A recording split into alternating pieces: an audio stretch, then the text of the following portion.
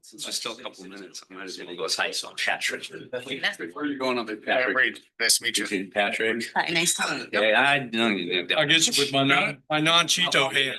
And we can do that. Patrick. Good to see you guys too.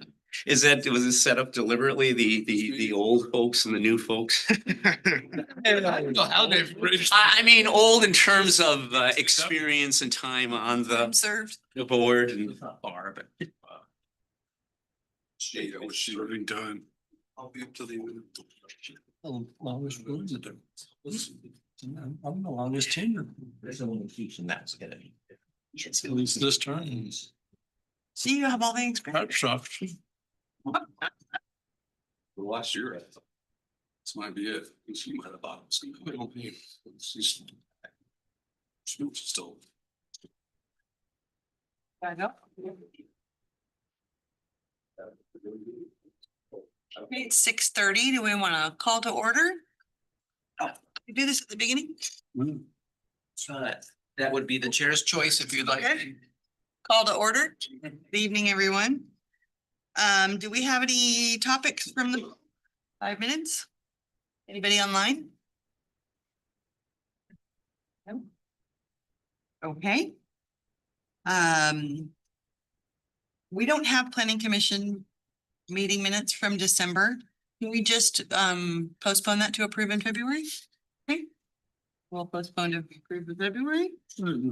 Yeah, I think we've got, it was in the packet. Oh, I didn't get them. Oh, I didn't get it in my packet. Online. Get them? Yeah, it's in the online packet. I Online. don't know about, they're extensive. We had long meetings, so there's a lot of minutes.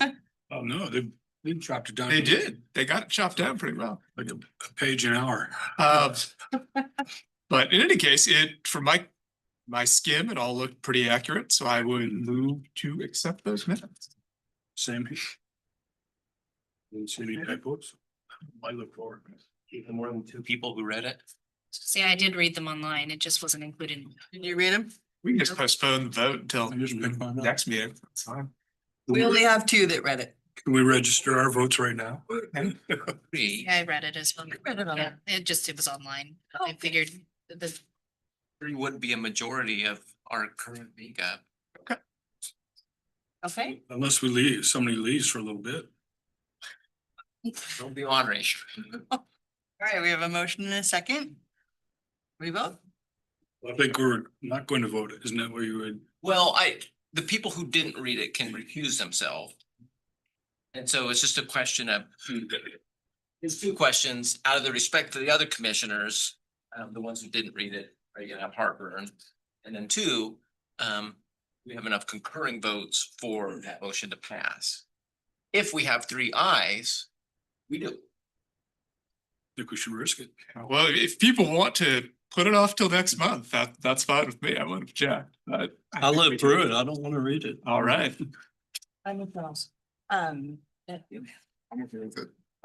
do we vote? right. I We're recusing. Aye. I, All right. Oh. Good.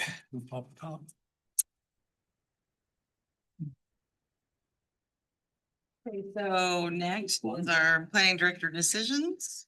Previously emailed. Does anybody have anything to discuss about the lot line adjustment?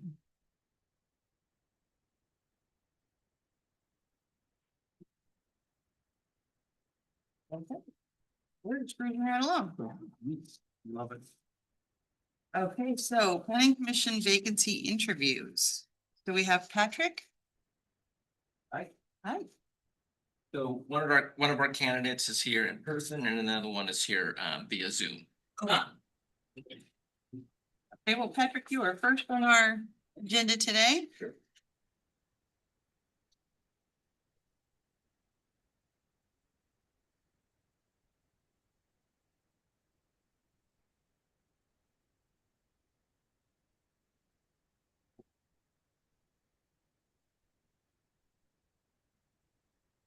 I'm not running.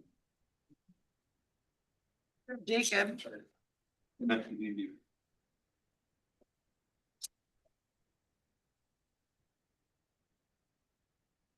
Jacob, what do we have to do any housekeeping items before we start or? Do we read all, do you want me to read all this? No, it's for your background. Okay. I have my memo and I have it to check off the things that matter. I kind of look at that on the side. Okay. We do want to make sure we ask the historic interest question because this body also acts as Historic Landmarks Commission. That's one we want to make sure is included in your various questions. And the rest is technical stuff for you to worry about. And if you need to worry about it, I'll let you know.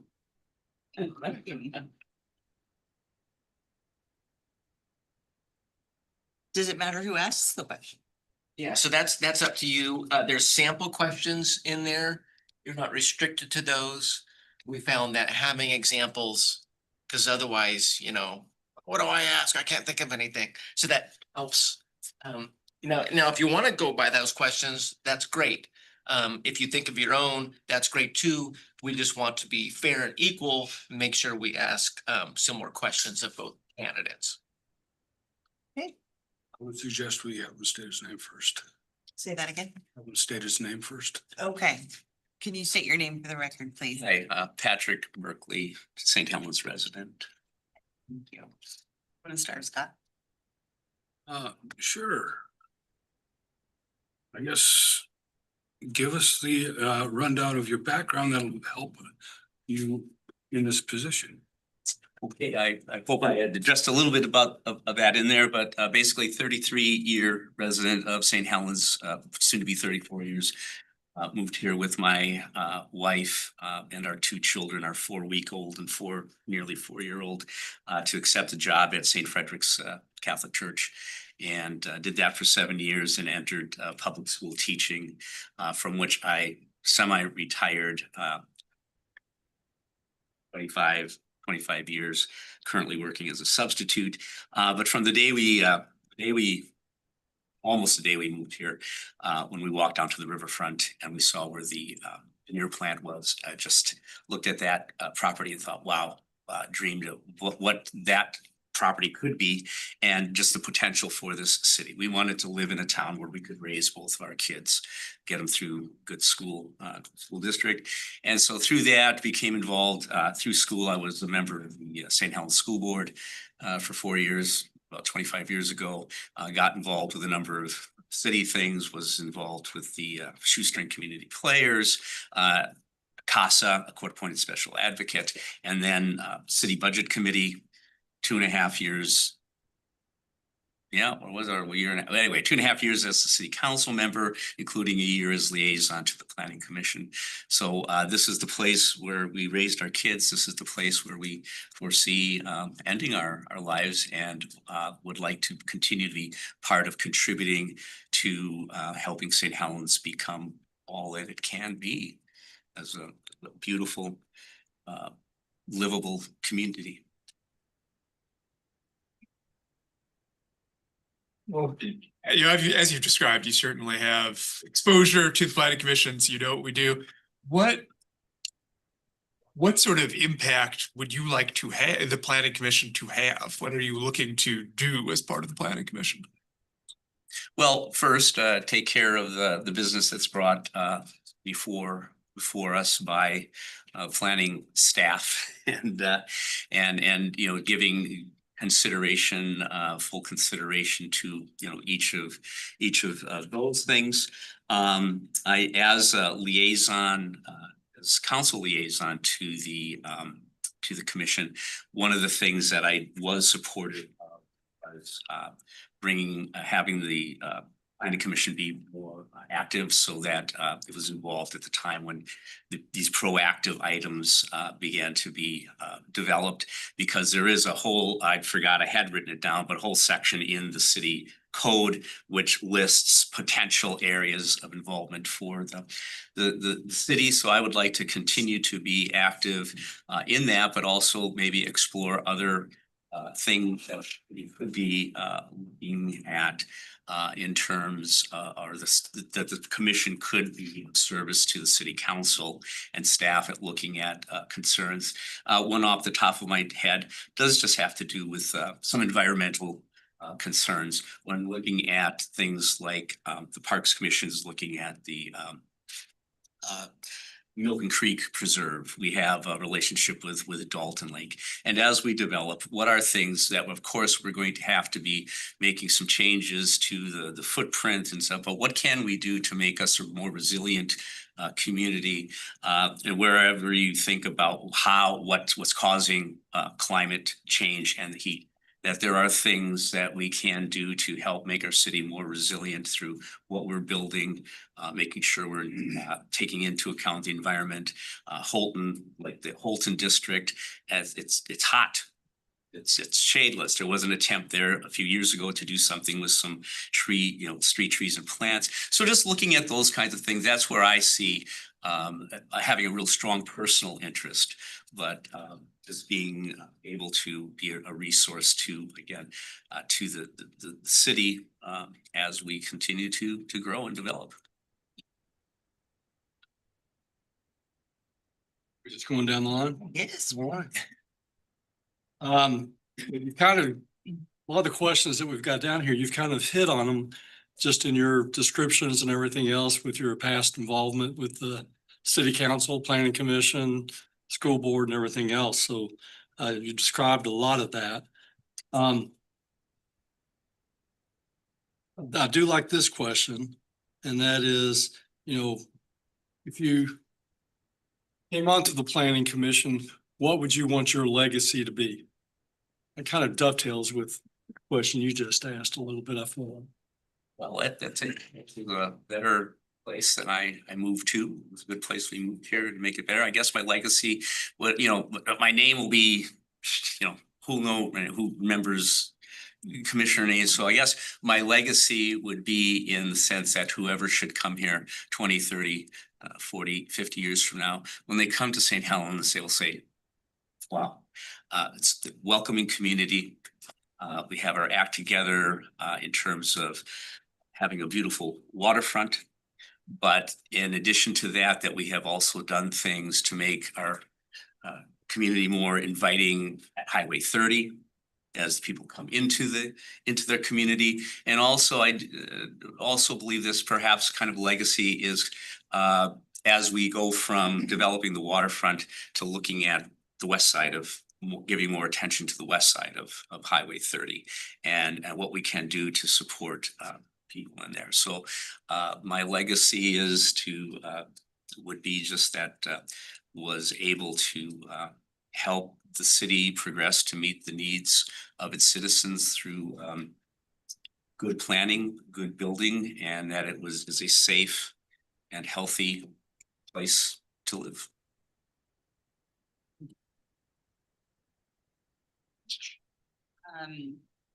So the planning commission is like a sports team with a variety of folks whose combined knowledge and experience make the team stronger. What will you bring to the planning commission to strengthen it?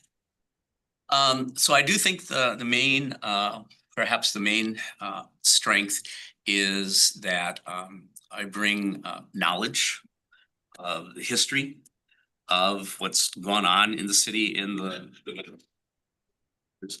I think it's important in any organization to have people who can tell the story and recall things that happened. So I believe that I can bring some continuity that way.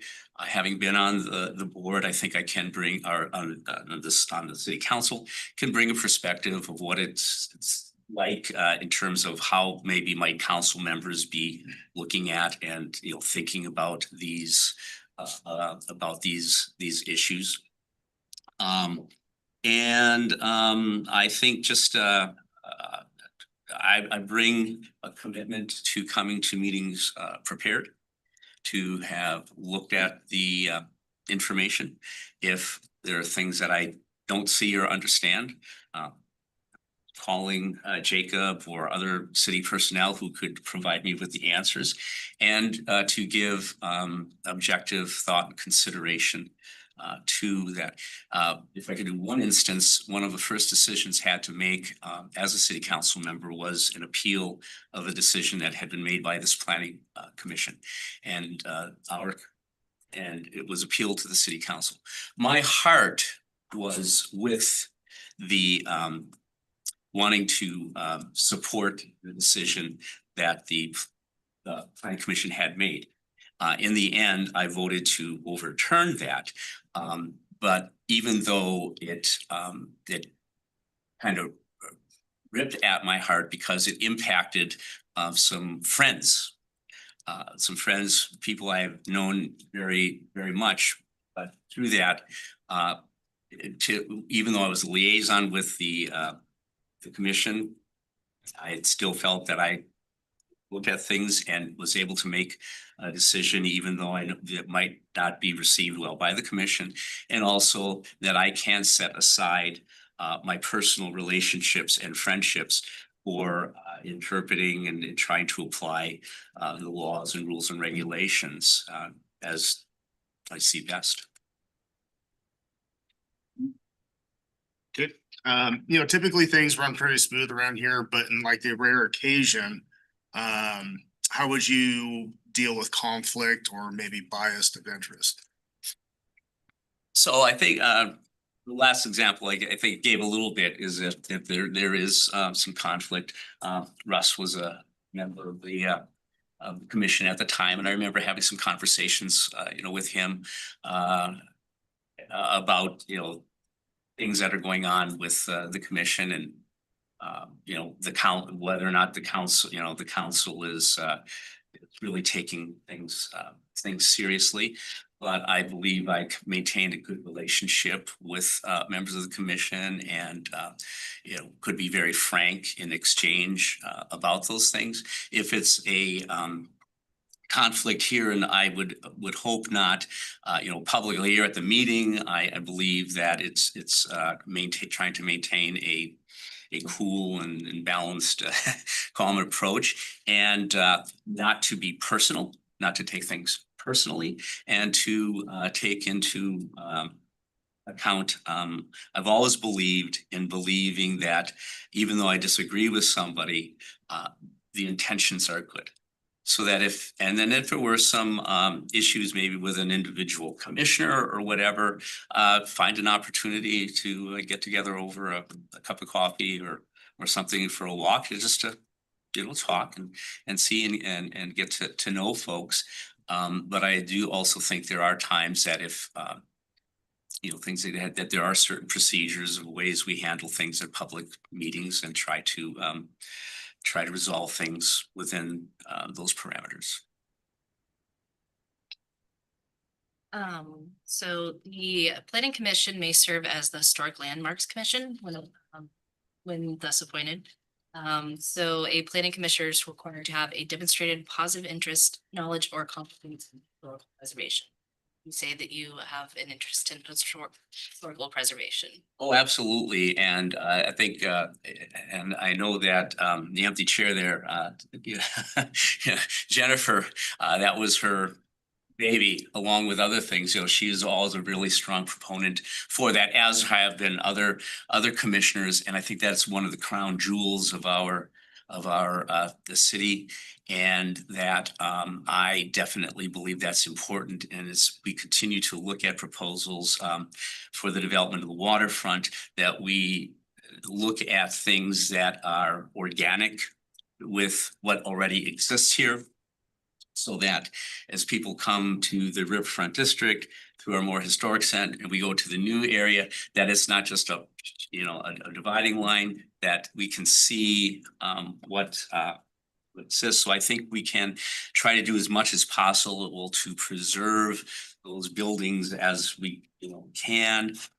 And I would even like looking at exploring other things. So for instance, I don't know if it's possible somehow to get our staircases recognized as historic things, going up and down those staircases. I mean, that he doesn't like that kind of thing. So I'm all for doing everything we can while acknowledging property rights, property owners and stuff, but we do have clear guidelines in the municipal code and guidance for us to cover for those types of things. And so I think it's important to maintain those and maybe even do everything we can to support people who own these properties. I know it can be burdensome to own some of these properties and get them, but in that respect, trying to find ways to provide economic assistance, opportunity for grants or things, but whatever we can do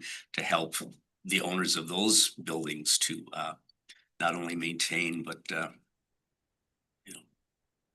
brighten up as much as possible. I have more questions. So you can be good or you can Do continue. you have any questions for us? As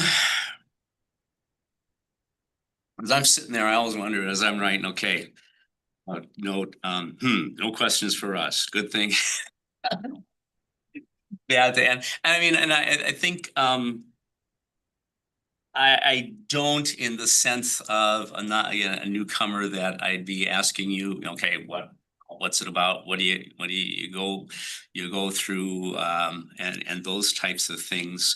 I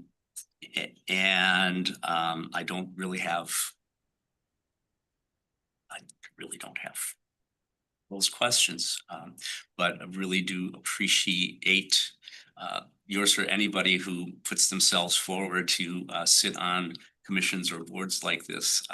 You've done more than 99% of the other folks, and so appreciate the time you're taking for this. We appreciate your patience, and next one's from sitting through the meeting the other week, waiting for this to happen, and then agreeing to postpone and come back at this one. Yeah. Appreciate that. Oh, you're very welcome. I understand. I understand. Okay. Thank you.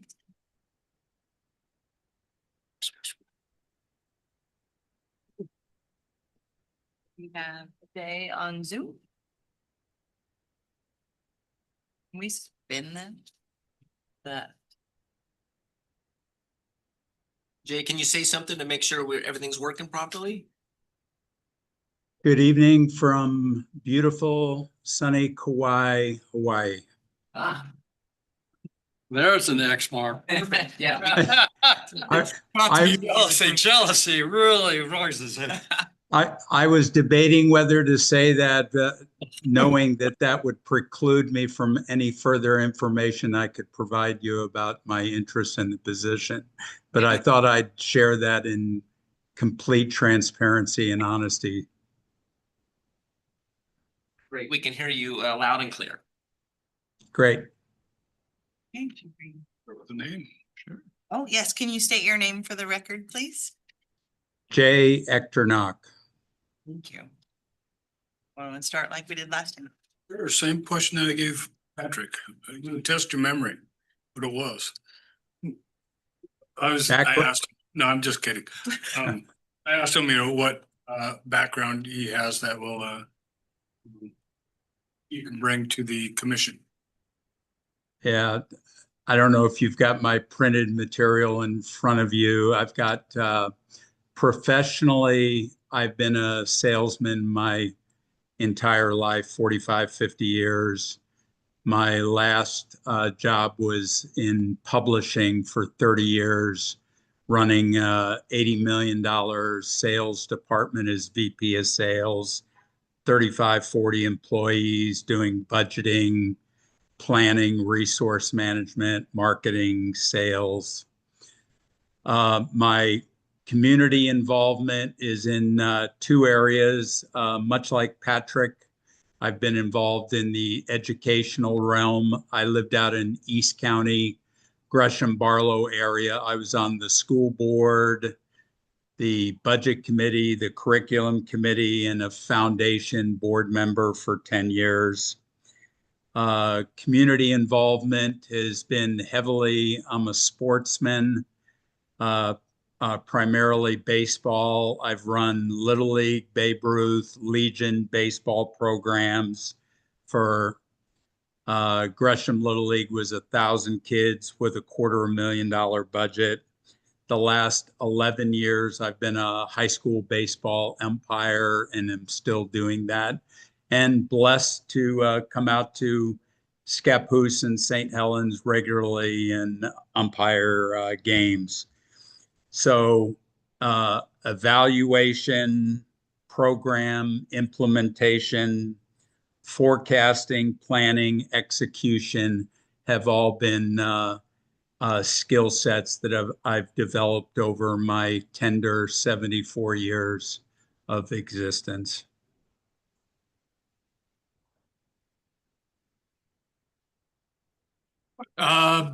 So looking at the planning commission, what sort of impact would you like to have as a member of the planning commission? What would you like to see get done while you're here?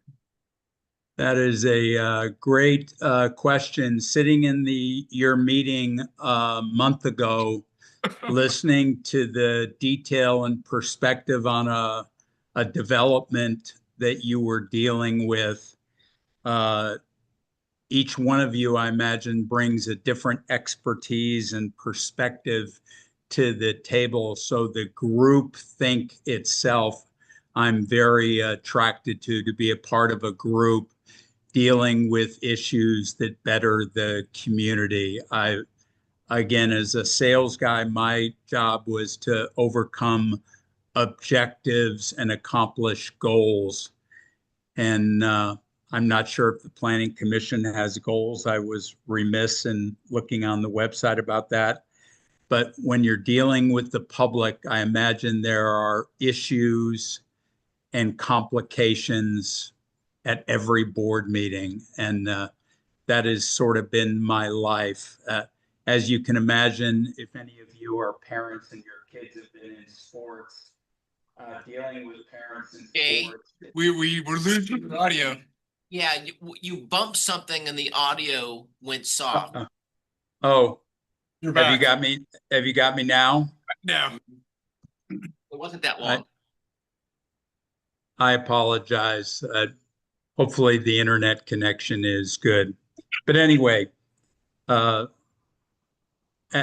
part of board members and community sports groups, I've dealt with, I think, a lot of the same issues you have, solving problems, dealing with parameters, furthering the cause. And as the opposite of Patrick, I'm a 4-year resident and just have found a home, I believe, in a wonderful city. So hopefully I can contribute. Thank you. All right, with that in mind, how do you see yourself being a voice for St. Helens? I'm remarried. Both my wife and I were widows, and she vacationed for 40 years on Sand Island, if you can believe that, of all places. So when we found a house on 2nd Street, we just fell in love with the city and what it represented, the history of the mill, the waterfront, the historic buildings, just the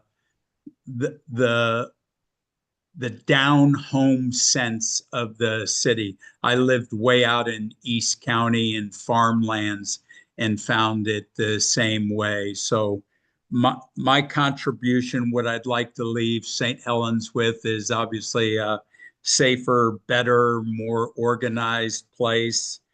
And I'm sure you've heard the stories. I've got 5, 6 friends that are builders dealing with major cities, Gresham, Beaverton, Portland, and building departments and planning departments in those areas, quite frankly, are nightmares for those guys.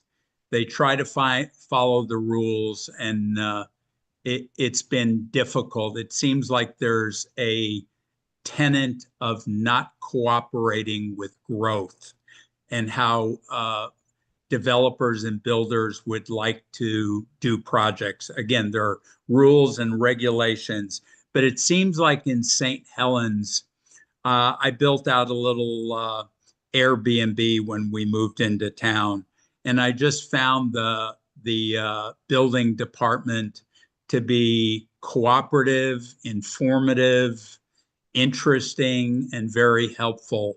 And if I could add that to the planning commission as we deal with people wanting to develop property and expand growth in the area, I think that would be a great legacy to leave.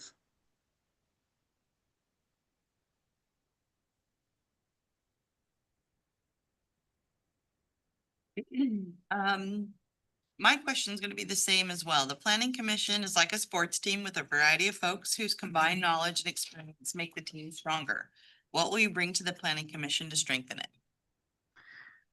Well, I'll be a little redundant and go back. I think my professional career in sales has been one of solving problems. There's a lot of information I heard at that meeting, and I only went to one, and it was just staggering the amount of detail that I think you folks have to process, and that's been my professional life, managing complex problems and trying to advance the cause.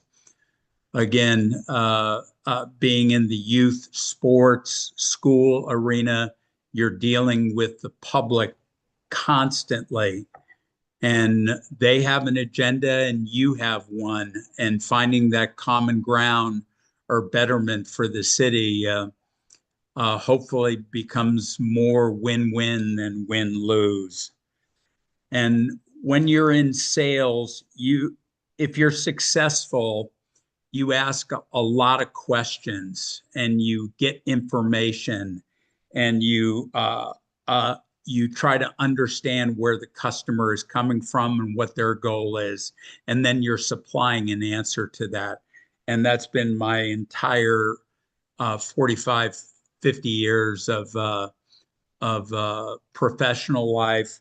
And quite frankly, my community involvement. I've been in sports and public education for 35, 40 years. So it's I've got a service background. Just as an aside, I don't know if I put it on the application, I'm also a St. Helens Library board member currently as well.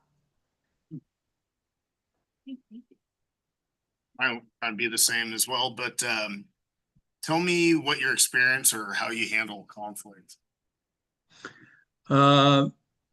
Again, a little bit redundant. Conflict in sales is a fact of life, as it is in running sports organizations. You can be dictatorial and lay the hammer down and say, I can't do that, or I won't do that. Or you can find out where people are coming from, ask questions.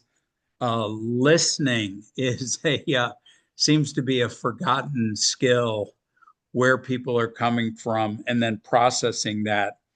And then I imagine, again, I heard it in the meeting, you folks have an opinion.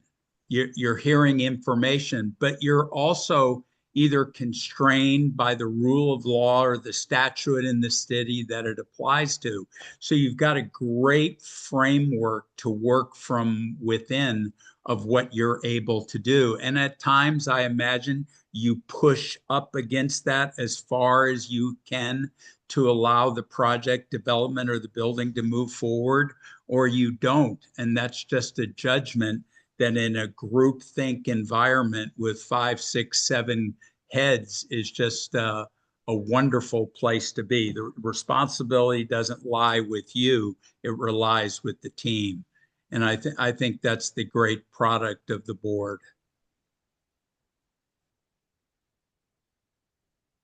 And I'll ask the same question as well. The Planning Commission may serve as a Historic Landmarks Commission. Would you say that you have a demonstrated positive interest, knowledge, or competence in historic preservation?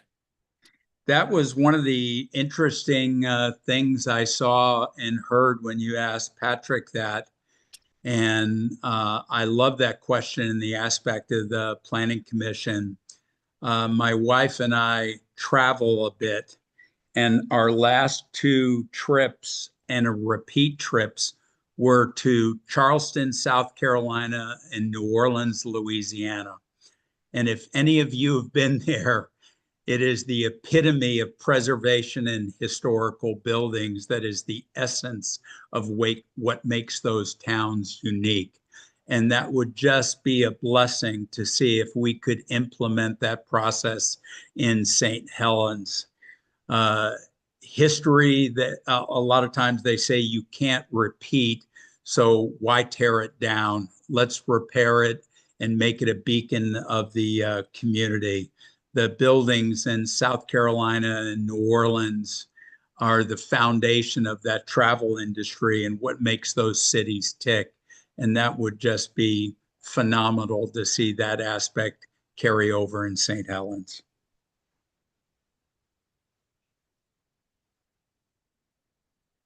Okay. Questions? Do you have any questions for us?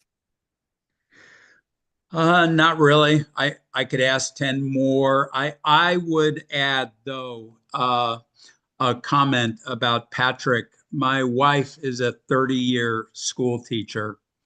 And when we moved out to St. Helens, she started substituting. And her favorite room to substitute in was Patrick's because of its organization and love for education and how he applied his trade professionally. So this is not a great sales pitch for me, but I would tell you, you could do a lot worse than appoint Patrick Burkle. He is one fine citizen and contributor to the education process in St. Helens.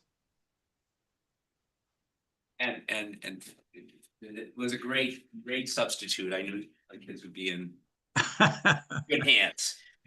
Yeah, I told this to Patrick when we waited 2 hours last time, so I'm sure he remembered. I said, Patrick, thanks that I offered to Patrick for your patience last month and through that meeting.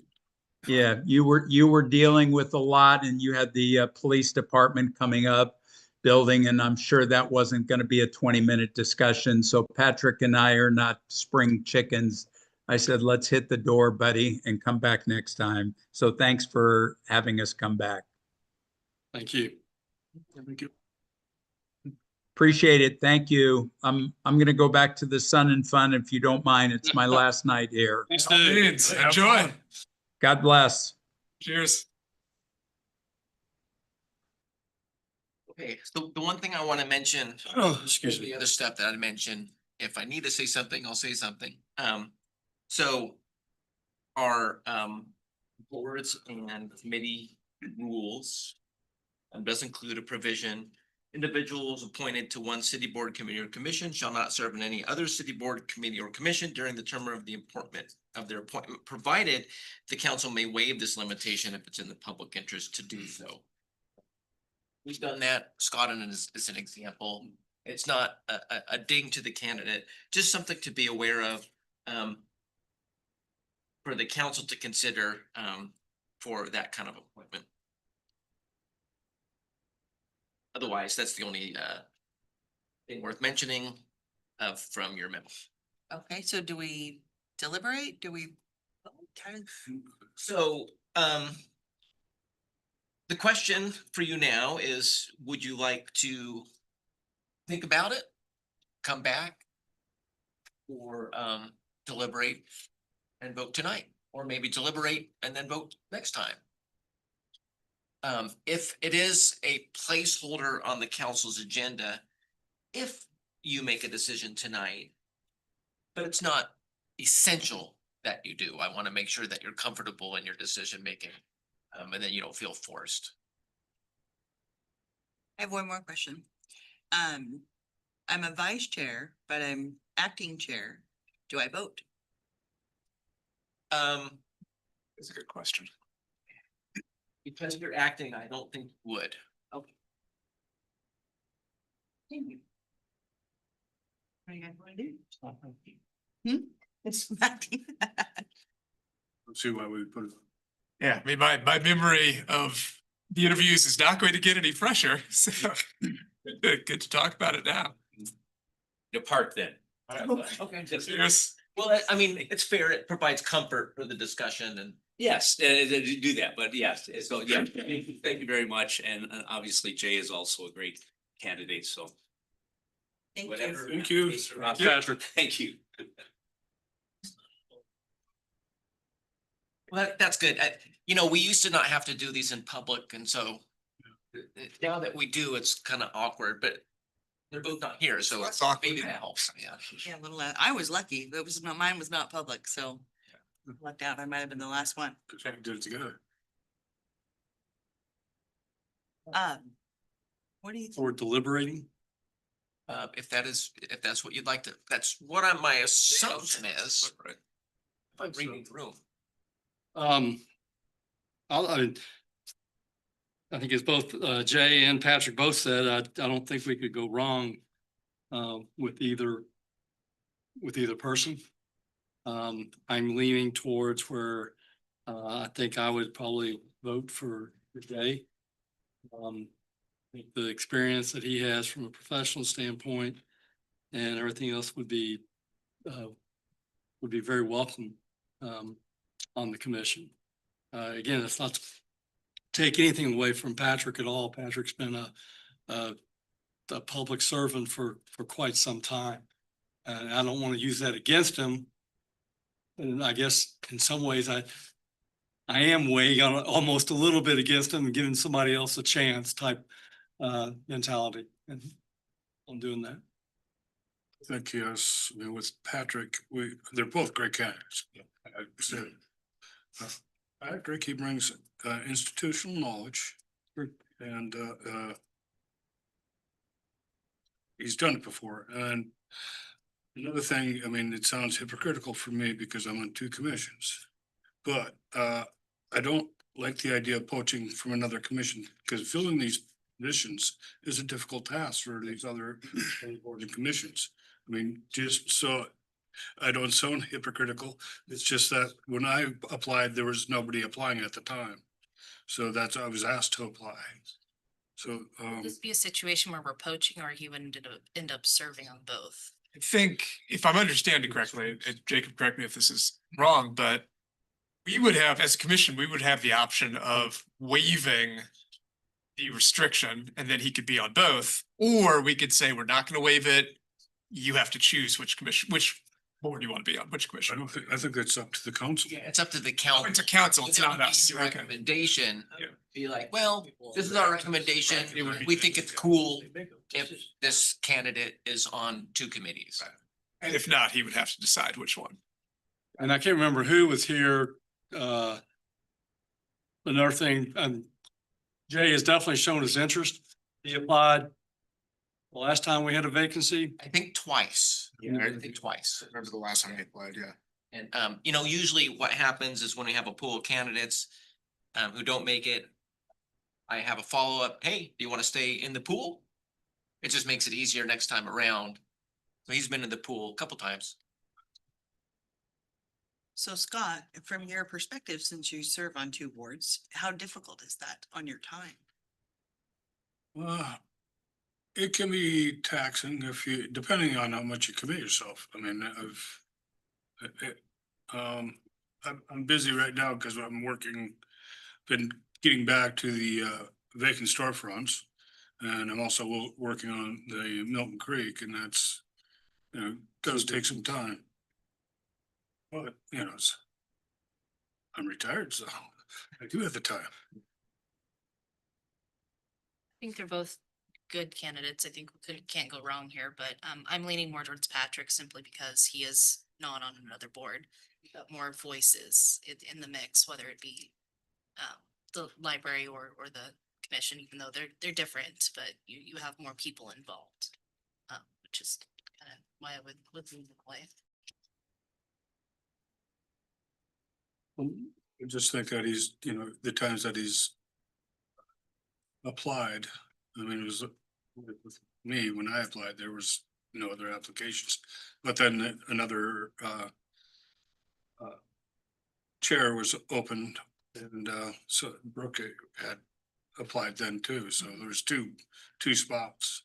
And they had to apply, I think it was open for a couple of months, prior, when the first spot was open. So, I mean, again, it's on the, Parks and Trails Commission. We've not had a full commission more times than we have. So, I mean, it's difficult to fill these spots and keep them.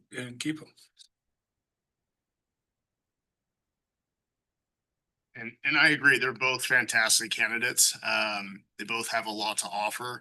I liked Jay the last time he interviewed, and I like his direction and, kind of like Charles saying, his professionalism from the past can bring quite a bit of experience. So I vote for Jay. I'll echo everyone else in saying that I don't think there would be a downside to either of them. I think they're both excellent candidates. If I was choosing between them, which I am, I'm inclined towards Patrick because he's got more clarity about what the planning commission does and what he wants to do with that. Particularly given that Jay's been in the pool before, I was a little surprised when he said that he didn't really know what the planning commission's goals were. Is it to say that he couldn't get up to speed, but to the extent it matters, it just seems to me like gonna apply to be on a commission, you want to get some idea of what it's about. So I would go for Patrick. I think that was not issue. Where are we at? Patrick's got 3. We are. So ultimately, we need a motion that passes. Well, I mean, we haven't heard from Brooke yet, so. Okay, so this is hard, because I think they're both great and I just love everybody who wants to, come and, be on the commission and has a true love of, St. Helens, cause really that's what it's all about, right? I'm the more sentimental person, so he's talking about his wife vacationing on Sand Island for 40 years. Well, that's my family, I grew up on Sand Island before there were docks there. We were swimming on Sand Island. And so you like that. And then, so that love of St. Helens comes through there. And then Patrick, I just get kind of a warm fuzzy feeling from Patrick. And I feel like he has a lot of experience that he could lend to us being the liaison from before. And so, I mean, I know I don't get a vote, but I'm leaning more towards Patrick, but it is difficult. I'm a more sentimental person rather than a practical person. So I don't really have, practical reasons, but I think the experience and knowledge, and history that Patrick can bring to the commission is something that we would like to have. Institutional knowledge. Yeah. That being said, I don't get a vote, so that's just my opinion. So our options are, we motion to select one of them, or we motion to put this off until next month. Well, I mean, we're not gonna get any closer. I don't think we are, unless anyone wants time to think. So, have we voted or should we vote? I think we need a motion before we Yeah, vote. that's true. If any further, well, I guess it's you're chairing, so. Well, I don't have to make the motion, do I? No, but if you're saying if you can close deliberation. Well, does everybody feel like we? Yeah, that's what I'm saying. Okay, let's close delivery. I make a motion, we take a vote. Okay. That's. I will. Yeah, I'm just kidding. That's fair. I think that's fair. Not a paid position, so I don't think we're gonna get sued. That's good. What's that? Wait, do we need to make a motion to approve a particular candidate Well, I instead of think- motioning to vote? Well, I think to clarify, we need to take a vote because we've been, somewhat Yeah. hemming and hawing here. That's why. Yeah, I think it would be helpful for everybody just to see where we're at. So I made a motion. So are we taking a vote and we're saying which candidate we would vote for? Yeah, so I think we just say the name and you put your hands up and we see where it's at. Except for the chair, unless there's a tie. Okay, so This can be tough. Well, There's, I will second your motion to have a vote. okay, so let's do this. Okay, so all in favor of Patrick, raise your hand. And say aye, I guess. Okay, all in favor of Jay. Aye. Okay, there's not a tie. so I make a motion that we approve Patrick Berkeley to the council for appointment. Second that, Okay, sure. I'll vote aye. Here's what it is. okay. All right, so we're recommending to city council. Yeah, so I'll let city recorder know for go home today. We've gotten city council's liaisons opinions. You don't want us. No. I took his place on council. Yeah. He used to sit next to him for. We know Patrick. And that's why I wanted to hear. Now that you put it out, that might have been Yeah. useful. It could have, And I recommended Jay to get on the library board because they were looking for somebody, so. But he's been, like you'd said, he'd been asking to be on a board for a long time, and I said, well, he wanted to be on council. And I said, well, there's nothing's come up at that time yet. And I said, start small, just, you know, if that's where you want to go, but the library's open for looking for somebody, and then, you know. You guys. So, yeah, he'll be around.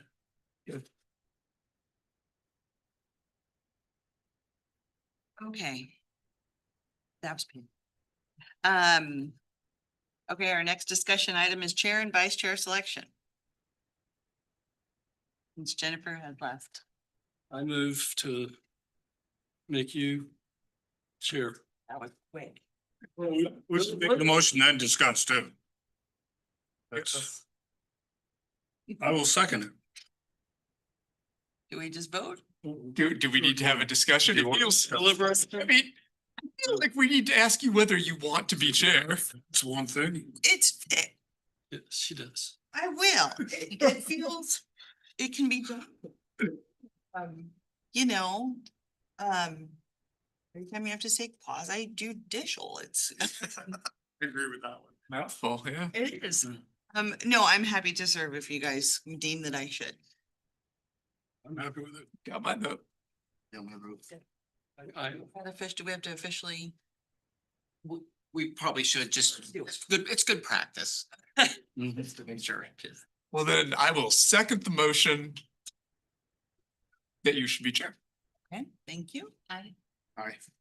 Double I. Aye, We should have been discussing after the motion. that's true. We did that the other way around. So now we, oh, what do we do? Recommend to city council? No, I think. This is- Oh, look, That's- Yeah, so then, now we need a vice chair. I make a motion that we to have David Rosengard as the vice chair. So my concern is, as some of you know, I've got sort of a floating target of my physical health, and sometimes I can't physically be here. That might not be ideal for vice chair. Well, no, because you don't really have to fill in unless Brooke is here, and then you can have, you know, a year's time, your health might get better. And I'm happy to be vice chair. I'm just Okay. flagging that there are months where I'm here on video, but I'm not here physically, and and I think what the code says, I should have brought that book with me today. In the absence of the chair or vice chair, it's the most senior member. Surely. okay. Hate that. I like it. I think you need to go back and reread that code. Well, I'm happy to be vice chair, and I will continue to do my damnedest to be here in person. And if I'm not here in person, I'll be floating up on one of those screens, and then I guess you'll have to sit in. Yeah. So we haven't had a second of the motion now. Second. Okay, Aye. Aye. Think I can vote for myself. That feels weird. Aye, so you don't have to vote. I already got it. Yeah, you carried it. Okay, there we go. And Commissioner Kastner, in my experience, it's happened once. Okay. And you know, I'm on year 19 now, so. That's pretty good. Oh, good. I thought you were referring to my just overall age.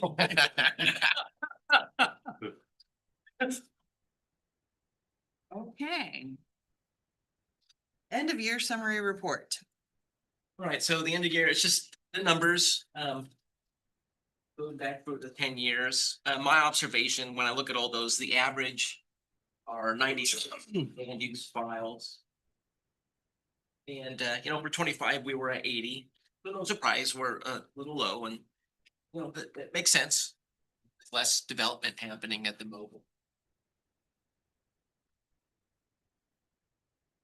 I would note, you know, 2021 was a low 73.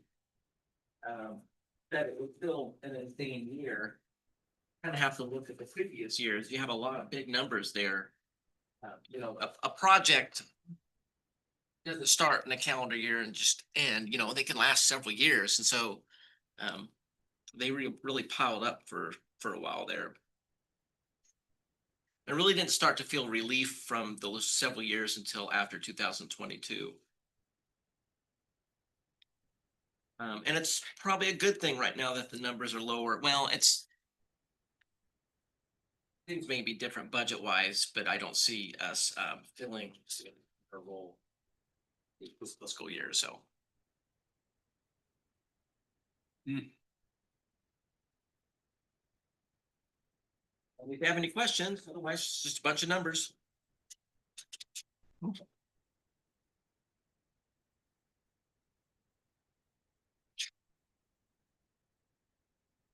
Does anybody have any questions? To add a comment, it was quite clear reading this that we do need another planner. Yeah. With the workload. Yeah. So what about this 0.4 of a planner that you have? What is that about? The 0.4 is the community development administrative assistant. Okay. That's Angelica. So we share Angelica with building. Obviously, She's a whole person. 1.0 is here. But she also supports the building department, 40%, and then engineering and administration, 0.2.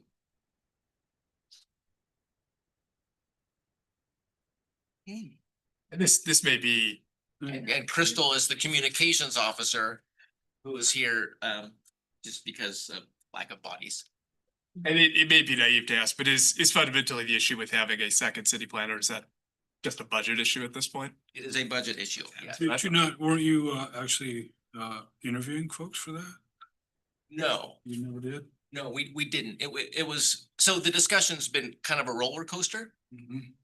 Cause it's in the budget and we talked about, you know, delaying it for a spell.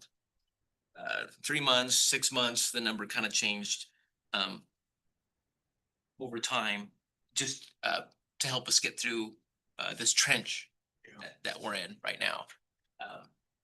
But knowing what I know at the moment, it's not gonna happen this fiscal year. I know that for certain. I don't know how the next fiscal year is gonna be. We'll see how the budget process goes and all of that. But there'll be more to come out in the next coming months.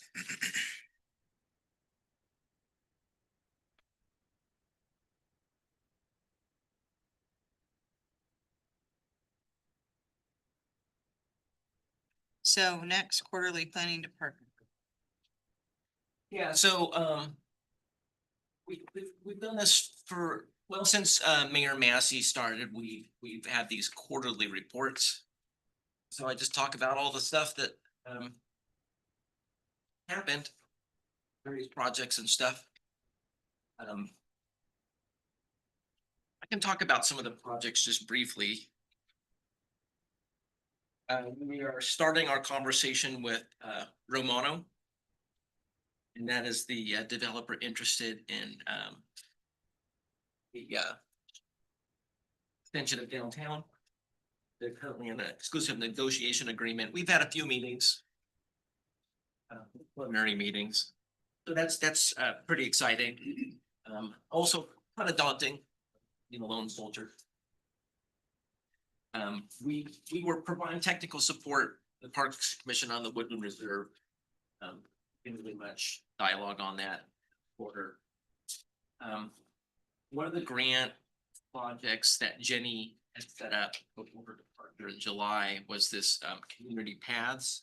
This one's interesting because it's a partnership with the city, St. Helens, City of Scappoose, and county for a non-vehicle transportation linkage between the two cities. So we're getting into regional planning, our engineering staff. They have a few people, they're gonna be managing it. I'll just provide some planning support with that. So we finally had the kickoff. There's the boundary in your report that shows the area. And of course, you know, being a lifelong Columbia County resident, how many pissed off property owners are going to be in between the cities about not wanting people walking by?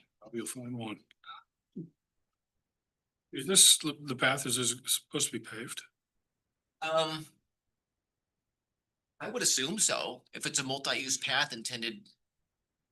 But, you know, we haven't really gotten to those deals. We've had preliminary meetings about the process. We haven't even formed advisory committees yet. I thought they had a grant for design. It's for design, yeah, 30% design.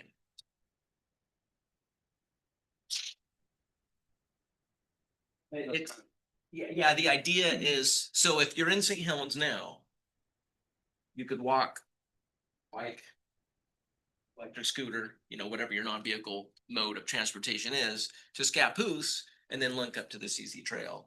So really, you know, go to the Dalton Lake Trail to Columbia City, and Never known you. so the concept is exciting. I just know, as a Columbia County resident, wouldn't want people walking by my property. So it's kind of a struggle personally. Especially with just, you know, with some of the riffraff stuff that we've seen. But regional planning is good, so good stuff out of that. Our transportation systems plan, the last one, was adopted in 2011. So it's been a while. And that process is starting. So that's transportation planning for the entire city. So that's exciting stuff. We need a new water reservoir. That process has started. Interestingly, how many of you remember the Comstock subdivision? That was one of our late meetings in the past from a few years ago. We have a lot of newer people. I think you two were here for that. It's probably like, what's that? So I've been a professional planner for counties and cities since 2001. And that was probably the most insane public hearing I've been to. Yeah. Just the smack talk, testimony, the attorneys. It was really something. And what happened is their subdivision was approved for a much lower density. And the builder didn't think it was pencil, so they walked. It's the Comstock family. Mr. Comstock, I can't remember his first name. I just remember talking to him throughout the years, and wow, he's kind of a nice old guy in California. So it's his daughter or daughter-in-law that's dealing with the issues. So I remember talking to her. She's like, well, what do I do with this property? So interestingly enough, in looking at the variety of sites that we had available, this one rose to the top as far as suitability. So it's possible that will be a reservoir site. Just and you know, when we were having our meetings, you know, are people going to be freaked out about a reservoir? Because of the testimony received, my assumption is that people are gonna be relieved that it's not housing. That would be mine too. So it's all stuff in process, but Maybe lead with that. Hey, it's not gonna be housing. yeah, it may be a happy ending. And given the craziness of the hearing, that'd be kind of nice. So several years ago, we adopted several utility master plans. And before then, they were so old, which really was damning to the city because now we know how screwed up our sewer system is. We should have known that 20 years ago. There's been a lot of development since the 80s. With some of the vintage of like our wastewater. In those plans, there was code amendments. I worked on it a little bit before Jenny left, but I haven't had much time since. Project Arcadia, it's sold. We got through it. Through August to December, I thought I was gonna have a little bit of input. I was just trying to help with exhibits and technical stuff. Cause John's really busy. He doesn't have time to focus on legal stuff like that. And I deal with that stuff a lot. But holy cow. I was, okay, great. I can work on my normal stuff. Oh, no, it's on fire. It's on fire. There's a lot of days a lot more days than I thought spent on that, but we got through it. The deal is done. So we can breathe the fresh air. I'm sure the. I was liaisoning with all that. I was in the weeds with the thing. Yeah, so it's my fault. So that was a lot of work. Another thing happening at the St. Helens Industrial Business Park is the PGE parcel. So PGE, it's a really unique situation out there. PGE has a substation on an easement from the 60s. And it's really unique in that they typically own the property that the substation owns. So it's this old antiquated system. It's on an easement. In order to suitably serve the industrial park and other future businesses, they want a new substation. We have some state funds. I can't remember where they're from. But we have some consultants helping us with PGE. Because it's not just figuring out where a parcel can be, but also their transmission line planning. All this thinking about this important for our future industrial fate. Housing capacity analysis. So we last adopted that, I don't know, 7-8 years ago. And having to do that again, the state has a schedule that cities are supposed to be on. And that's where we examine whether or not we have adequate housing supply. And it can be controversial. Right now, housing needs analysis says we're good. It said we were a little lacking on multifamily, but because of the apartment complexes that we've had since then, Broadleaf Arbor, everybody's favorite, and then St. Helens Place Apartments behind Grocery Outlet, our multifamily housing need has been met.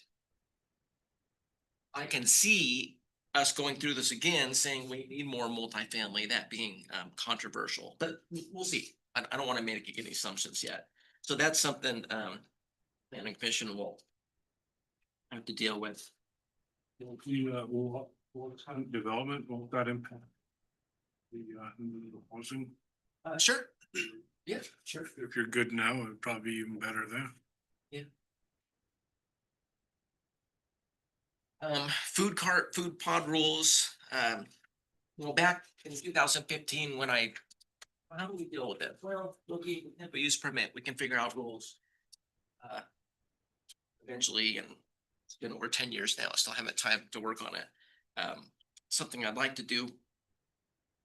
And then FEMA, our flood rules. So the city is a participating community in the National Flood Insurance Policy Act, which means we have all these flood rules that enables FEMA to grant flood insurance to homeowners. And there's been all this Endangered Species Act inclusion stuff because of lawsuits that happened in the Puget Sound. And there's these draft rules. There's supposed to be permanent rules later on, although with the Trump administration, the dialogue really slowed down quite a bit. Basically, historically, floodplain rules have been about mitigating loss. We'll make sure a building is gonna survive a flood. Now, we have to consider biological matters. So what would the impact on that be then? Or getting insurance or, you know, is it gonna increase the amount of land that is gonna be in the floodplain or No. the is floodplain? No, it doesn't change the floodplain boundary. It just means we have more crap to worry about when development occurs in a floodplain. So, for example, before, are they keeping trees or not? Didn't matter for the purposes of floodplain policy. Now, maybe it matters for other rules. Now, it does. Because a tree can provide refugia or refuge for a fish in a flood event, for example. So Just run off. things just keep getting more complex and. Is it a challenge to build a house? Yeah. You got technical crap statement. Yes, well, it's St. Helens, I like to use technical terms. And then I also, the planning department strategic plan, I put stuff on there. A lot of it are things I talked about. One thing I want to mention, is address policy. So our last address policy is from 1929. So pretty old. And It's time for the 100-year update. yes, yeah, 29, maybe we'll do it. Try to get it in before the century goes. This is something that so when I'm getting towards the end of my career here, and I still have several years left, I'm not giving any indication of leaving. I've dealt with the addressing for my entire time here, so almost 19 years. Before I leave, because I've dealt with this so long, it makes sense for me to update that policy. All my random notes and stuff are consolidated. I have examples from other cities. So, for example, like, let's say it's the last year I'm here before I retire. I'm gonna have to tell the council, look, I've been dealing with these addresses. Nobody else is in this situation. I have to ignore everything else and do this. So that's still a few years out. But I thought, it's a good thing to know. We don't always think about addressing policy as something of importance, but it is, especially from a emergency response standpoint. So any questions on the quarterly report?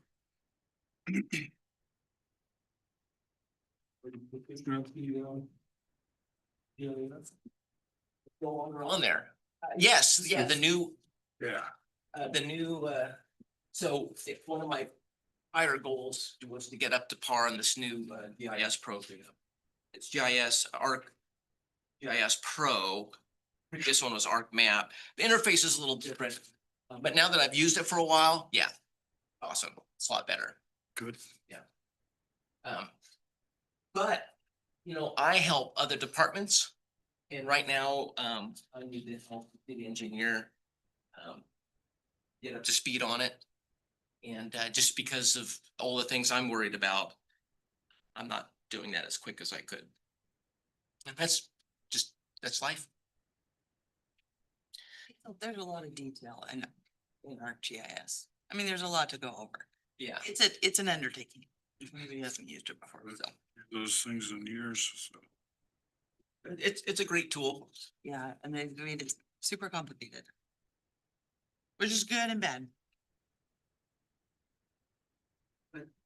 I like making pretty maps. I wish I could do it more, but appreciate when I can as well.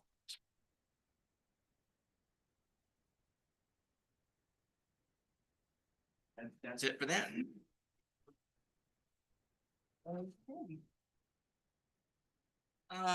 Joint Planning Commission City Council meetings update. Yeah, so I wanted to give you an update on that. The last time we spoke, we talked about how we've been meeting with the council quarterly for a while now, several years. And when we discussed it, I was surprised, well, let's just do one a year. Oh, holy cow. So we presented that to the council and the mayor felt very strongly that we want to have at least two. And so when the council adopted their meetings for the year, there are two, one in March and September. Fair middle ground. Would it be prudent for us to actually meet more often with the waterfront development going? Well, those are the pre-scheduled ones. I'm sure we'll figure out how to make sure the planning commission is aware and included in the waterfront development. Especially if there's master planning involved, that's very much planning related, and we'll want your input on that. So yeah, it's not our intent to leave you hanging on that project. It's an exciting project. It's a generational project. So Mhm. Okay.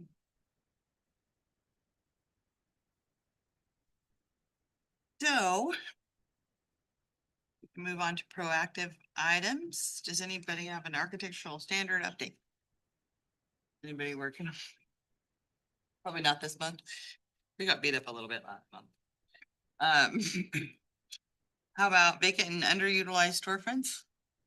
I just started going into it again, so I'm hoping to get something more this coming month. Okay. Reached out to a few people.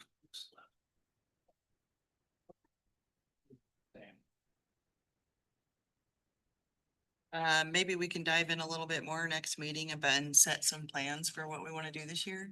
I think that'll get done. Okay. See it, they can see it. That's what. I think we're ready for a council liaison report. they're reporting to each other. A little bit, yeah, we are actually.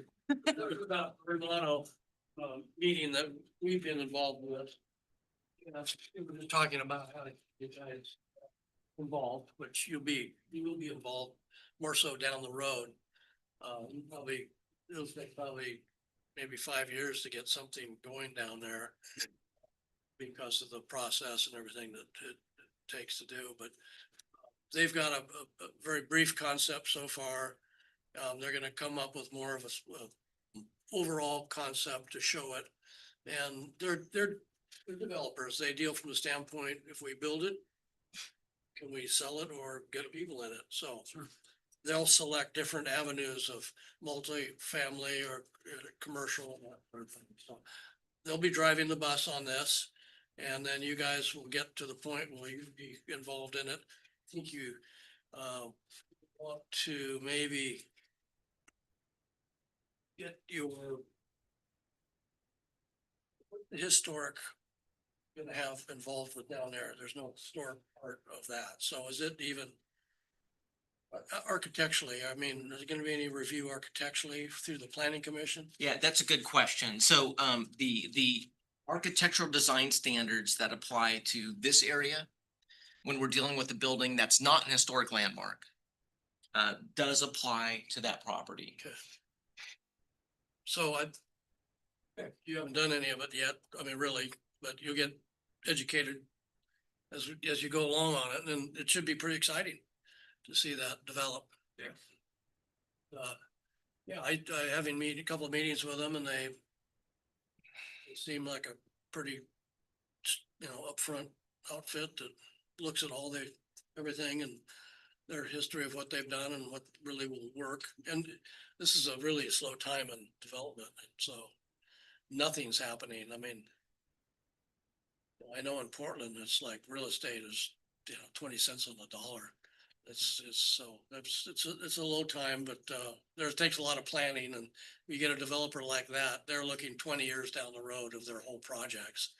So, yeah, it's exciting, and we've got them, I think, sewn up their letter of intent pretty much, probably next meeting, council meeting. From what I understand, they had done another project within St. Helens, if I'm correct. I'm sorry. I believe they have done another project in St. Helens. I reviewed their website and they said something that they'd done work in St. Helens. I'm not sure where. That's what the question is.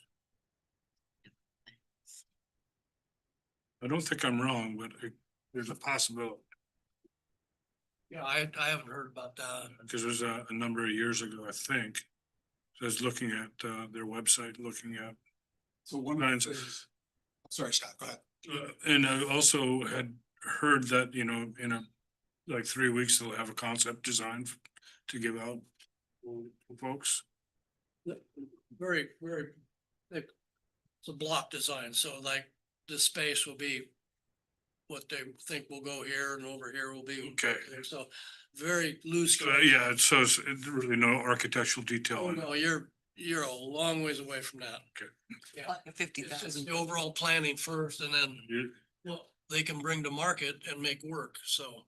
there's- They're all answering to their investors because they go out and find money for these, so they have to have a good project, but they know they've got a beautiful place to pull this off, so.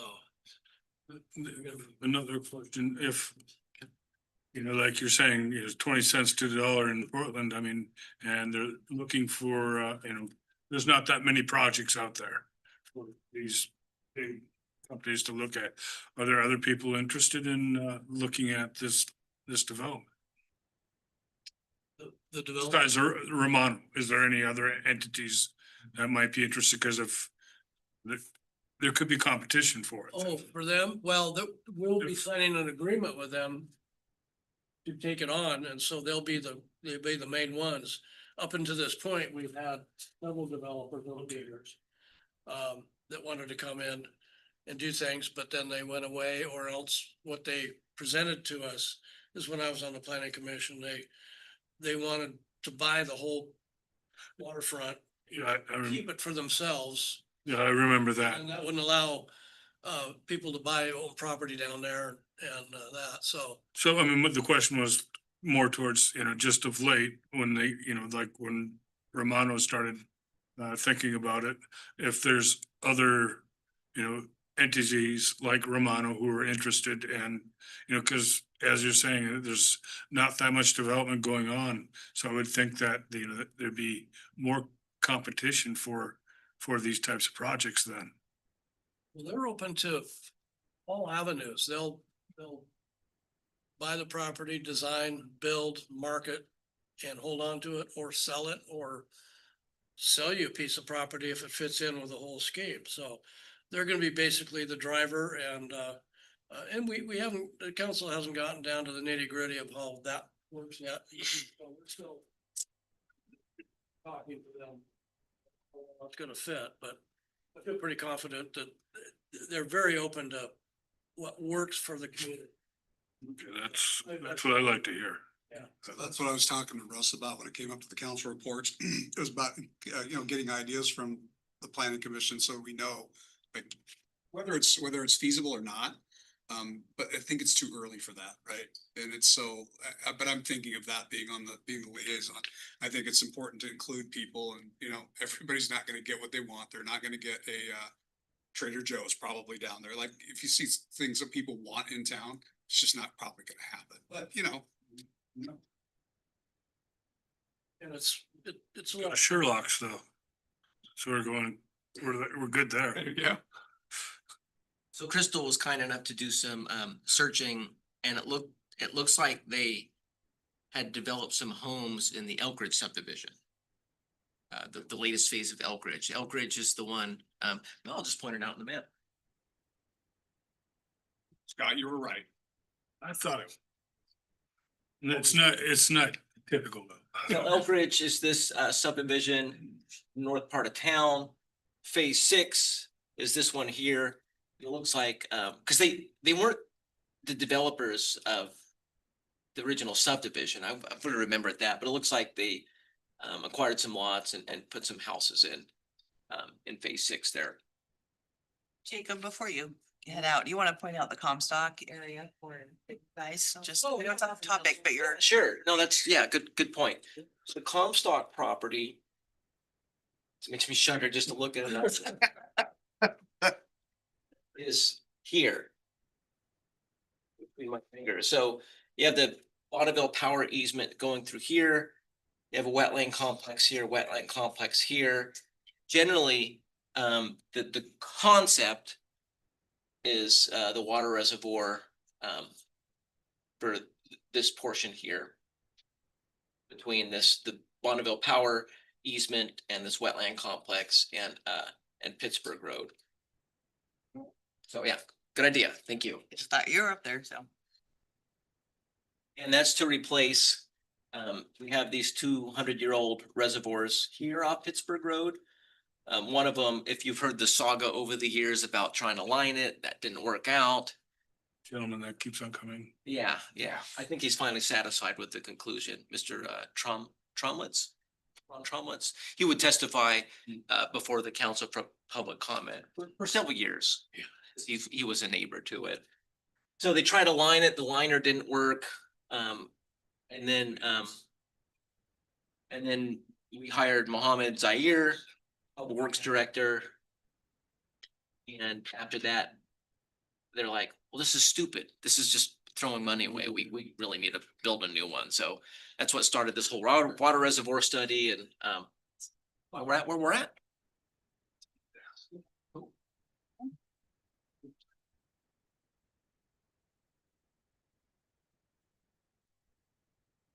Does council have more? Gosh, police station. Oh, yeah. We now have we have a lease on the police station property, which will turn into a purchase at some point in time. And it has been cleaned up and vacated and will be ready for demolition this year and start construction. And the, Who's heard this? And it wasn't appealed. with the future end date being somewhere. I'm not even gonna give you a date. Somewhere next year? Said, Yeah. we've been in- No, it's not you said. No more It's questions from the Scott. developer said. This is something we asked. I've been working with McKinsey Engineering and the architect for a couple months now, going back and cutting costs, because typically, like everything these days, it's all over, cost overruns. Plus, we were left with the final site, but had to look at all these other sites, didn't get approved. Well, engineers and everybody and architects, lots of money doing all that for these decisions, and here we are with a finite chunk of money. And so we've cut things out. And we're down to, that's what it's gonna be, and enough things that are necessary in there, but we've taken wallpaper out, things like that. Wallpaper? Well, it was a vinyl thing that protects, it's used in all police stations, but we're saying we're not gonna do that. Little things like that, but you know, here and there, you just cut it down. We've managed to get it down to where we have to. But the generator, typically, the engineer said, well, you need this big a generator. And I said, I knew we had an existing generator that's not being used, but it wasn't big enough to fire up the whole building. So in one of our meetings, I asked the chief, I said, what do you need powered up? When the power goes out, what do you need?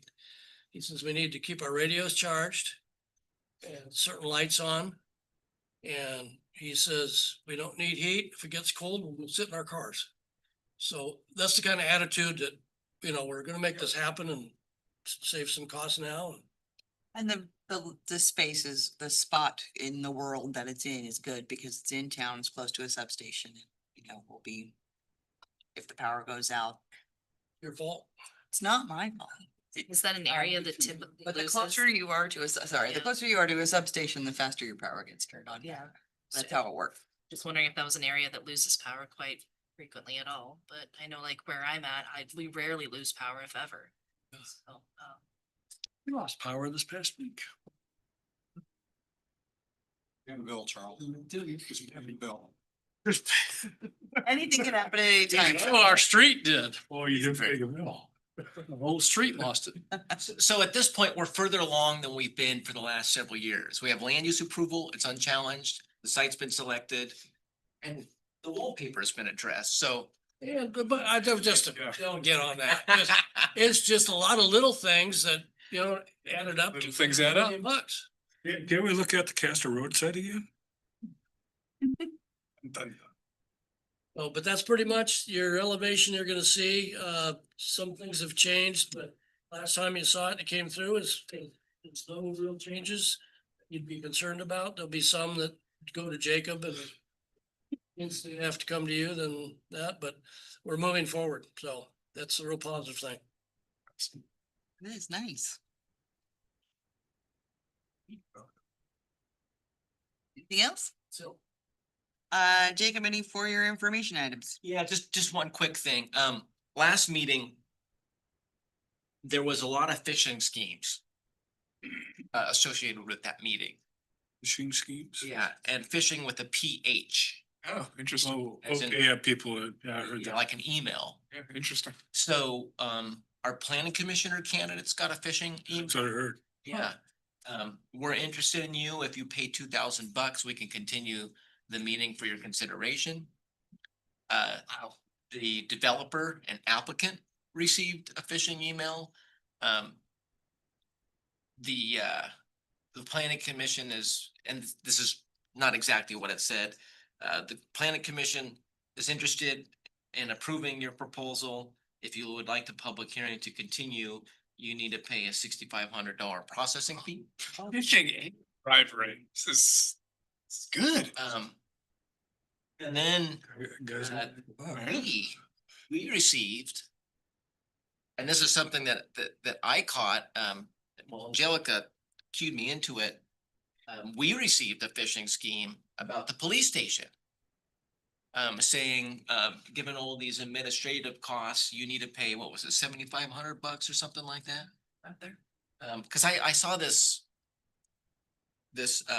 well, Angelica, it was on her desk. Oh, this is weird. What is this? So I'm looking at it. And at first I got all pissed off. I'm like, Mackenzie's charging us this? But then it's like, wait a minute, this doesn't look right. And so we dug into it and yeah, it's the same thing, just. Fascinating. They're becoming more, not just with the city or those meetings, everything else, the phishing emails are becoming more and more prevalent. And watching, I mean, you've seen with us, we got a whole Training. team of doing things, we get our IT department sends out, phishing emails just to make sure we're being vigilant about catching them. We get those too. We're tested. Yeah. Yeah, we take annual training. So it's just a good thing. I mention it just, so your eyes are open to that kind of thing.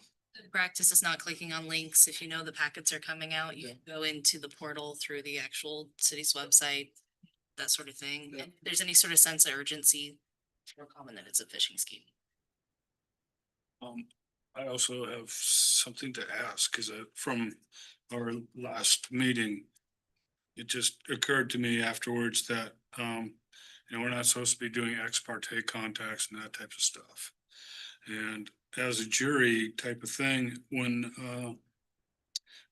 our former chair went and looked online about when we're discussing the height of the fencing. So she went and researched. I know in juries that you're not supposed to be out researching these things. So I don't know if we get the packet and we were curious about stuff, if we can research it. And the lawyers might be able to chime in better than, because if we're, supposed to be a jury, if there's a criminal case. I think we could research it. Yeah, I mean, that's the whole thing about the ex parte. We're not supposed to be meeting with each other outside of it and everything else. But yeah, an individual commissioner can research whatever they want, bring it back. I couldn't then call you and talk about it or meet you for coffee and talk about it. But coming back to a meeting and reporting what we found in research is perfectly fine. I mean, if your research involves talking to the applicant, well, then you've got another ex parte communication problem. Well, I mean, it's just because it occurs to me, because if you're doing a criminal trial, You cannot go research the law or anything like that, so. Well, in this case, it's quasi judicial. Yeah. Well, and it's not an adversarial proceeding. There is Doesn't matter. no, it's, Yes, I didn't hear about the Comstock thing. Jacob says it's, well, that's at a pretty adversarial. yeah. Food for thought. Okay, are we all good? Okay, let's. Everybody.